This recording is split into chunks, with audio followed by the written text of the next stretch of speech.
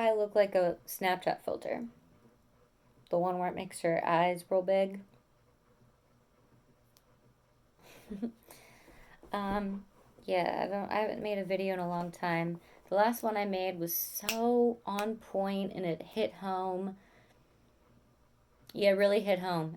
It was just eloquent and perfect, and I talked about everything I wanted to talk about, and I even cried throughout it all.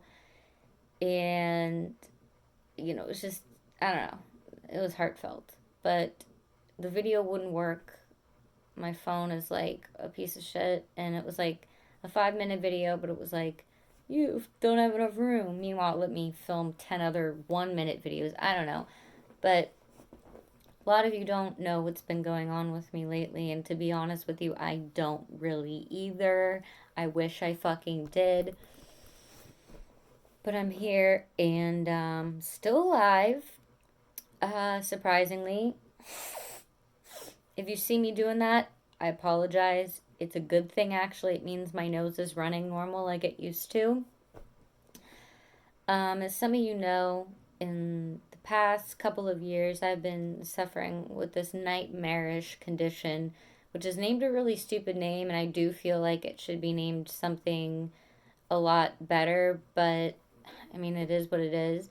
We in the community and the small group that have it call it ENS, and how I like to describe it is a cellular nerve condition that affects the breathing mechanism. And when I mean breathing mechanism, I mean your nose. But I can sense air out of my nose. I can sense air out of my nose. Thank you, God. God, thank you. Thank you, Lord. I give the glory to you. I also give the glory to me because I did a lot of research, and I spent a lot of months in hell every day, not leaving my room, crying, doing research, scared out of my mind. And a lot of the times I'm still that way. And I got blood work done recently, and my blood work was not normal at all. Like my white blood cell count was up, red blood cell count down. My T cell levels were off, so I was highly concerned. And the doctors didn't tell me this until um, almost a year later. And then I got blood work done again recently, and I said, well, can you compare it? And they said, yeah, it's kind of similar to the old one, it's around the same levels. So when they were telling me my blood work looked normal, they meant normal to me, like alien blood levels. Um, but it was sad that they told me I was normal, because had I not asked for a copy of my blood, I wouldn't have been able to look at it and realize, like, okay, my blood work is off, and I don't know why. I've gotten checked for everything so far except cancer. Um, and when you see your blood levels that way, you assume, okay, something's not right. I've been getting sick a lot, in pain a lot. I've been really fatigued a lot. I don't know, my doctor said it's actually more common than you think. You could be constipated and your blood levels could be, but there's a very large normal range for your blood levels to be, in mine were just not there. And I'm just like, I'm sorry, I refuse to accept this. No. Like, one, I ain't constipated. I'm regular as fuck. And I don't know, it just didn't make any sense. So I'm gonna get more blood work, get a CBC test, and if I have to get an MRI, I will. But I just know I've been in pain every day for over a year. And it's been hard. It's definitely sucked the life out of me, and the whole ENS thing hasn't fucking helped either. But somehow, despite all this, my um, it's healed a lot. I've had a lot of improvement. I have about, I would say, 80% improvement sometimes 100. It's just that it's very difficult for me to breathe all the time out of this nose because up here is very sometimes all entirely closed up off here up here. It's yeah, it's very closed up off here at the top, like right there.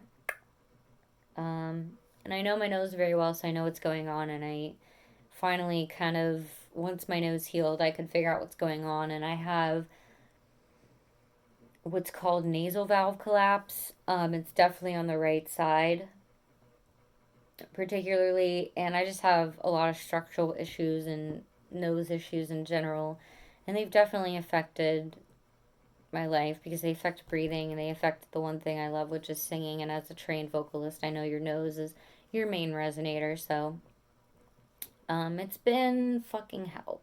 There's just been so many things I've been trying to figure out, but like it takes me a long time to breathe in through my nose. It's like breathing in through a straw. I have to do that to like get a full breath in. So I'm hoping, it'll improve or I can fix it one day. But um, I actually did meet with the doctor from the television show Botched. I didn't know anything about that show. I didn't know anything about that doctor. But once I started having these nose issues, it was on TV one day and my dad said, "Hey, Melody, come here, check this out." And I was like, whoa. Hmm. A lot of those people have some really crazy shit going on. So I figured, this doctor may be able to help, but I wasn't somebody that just wanted to go off to a Hollywood doctor just because he was known on TV. I wanted to make sure he had the credentials, and I signed up for the show, went out to visit him, and he's actually double board certified. So he's an laryngologist, whatever. He's an ENT and he's a plastic surgeon. Um, so he does have the credentials. He's not just a Hollywood doctor. He specializes in really hard cases. So he's not just like the Hollywood, let me make you look like you're snatched. That's not his goal. His goal is like focusing on people who are fucked up from trying to achieve that look, and their lives are all messed up, so he's trying to fix it. Um, there's that. There's probably three other really traumatic, horrific things that have happened in the past 2 months, but I'm really not trying to talk about them, and I'm not sure if I ever will. Um, yeah, I don't think there's something that it's like okay to broadcast on the internet, at least not right now. Um, because some people do and should, and I think that they should. But for me, I'm what I've been doing is like sort of writing a book, almost diary like, but it's a book of everything that's happened to me throughout my life and like all the crazy shit. So I think when I'm ready to talk about it, it'll be in this book. Um, because I don't want just anyone and everyone on the internet hearing about all of the traumatic shit that's happened to me because I fucking hate you guys. I'm sorry. I really, I hate you guys. Um, my people, I love you. Don't get me wrong, but I don't, I don't know half the people on there, and I don't trust them. So sorry. Um, no juice for you guys. But yeah, it's been a really, really, really depressing couple months. Um, but it's not been as depressing as the whole year or two has been. And I actually, this is another thing that I don't really want to mention, but I think it's okay to maybe mention here because I think that I just need to say it. But that's that in June, I think it was in June, I tried to take my own life, and I swallowed a lot of pills, probably a couple bottles worth. And for somebody that's 80 pounds, 85, 86, 80, 88 pounds, something like that, should have killed me. I should have went at least into a coma or something, but for some reason I just slept it off for a day or two and woke up like nothing happened, just with kind of a stomach ache, and I was okay. Um, I guess I'm pretty fucking used to drugs. But yeah, I took a lot of pills, and I was pretty much ready to go. I had emailed over my parents, my will, my funeral plans, how to access my accounts and get money, release my music, every password, everything that they would ever need, my last words, like literally everything down to like what I want to wear and how I want my eyeliner to look at my funeral, so that they just knew it was there on a list. Boom, they didn't. And access to my bank accounts to pay for it, and just plans and stuff like that.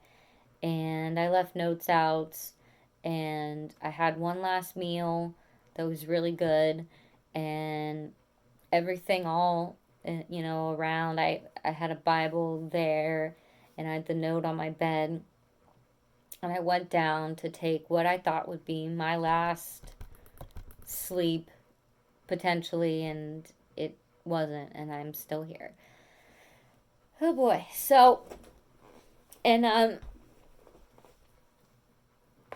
oh good God. And I really blame this, to be honest, on the just a lot of the things that happen, but mostly the ENS, that kind of shit is really hard to deal with. It is.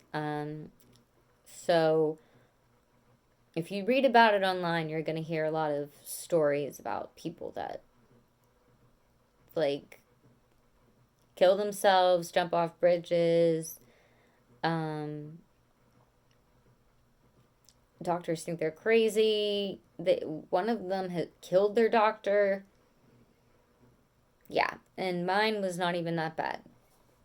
So I can't imagine how it feels to the people who do have ENS at a severe level. And my heart goes out to them. Holy shit. I can't imagine. I have some breathing issues, and they've affected a lot of my life. But I just um but I'm still here, and I'm working, and working on this book that's going to talk a lot about that, and I have a lot of plans in the works. So um yeah, there's definitely something going on with my health aside from the ENS, and um there was a couple other really traumatic things that happened to me, but for now, I'm alive, and I'm gonna finish telling this story. So stay tuned. And if you're someone that's struggling like me, I, uh, I hope you hang in there. Genuinely, my heart goes out to you. You're a fucking warrior, and I know any little thing can tip you over the edge. So, yeah, my heart really goes out to you, and I completely understand. And if you need me, come talk to me. I'm here. Alexa out.